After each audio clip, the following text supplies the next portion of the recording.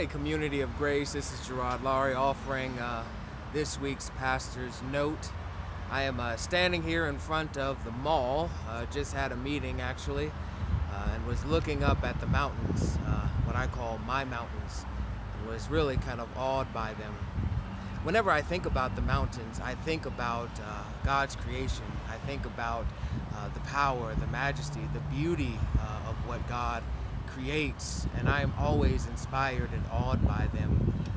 And so I wanted to get those into the shot today.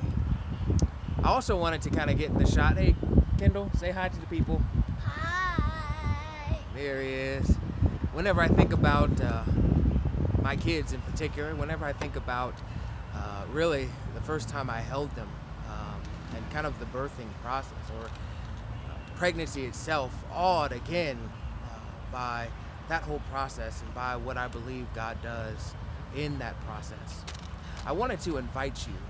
We've been talking for the last few Sundays about what it means to live worshipfully, to acknowledge and to see the hand of God at work in our lives, and to share that with each other, to come to worship prepared and excited to talk about how we saw God at work in the week, how we saw God at work in our lives, in the lives of family and friends and people that we've talked to and met during the week. And I invite you to do that with this pastor's note.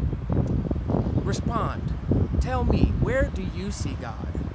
Where do you see the work of God? Where do you see the hand of God? What do you look at and remind you about God's beauty and God's power and just how God moves in our lives and through our lives? Now, you can respond in many ways. I invite you to send me an email.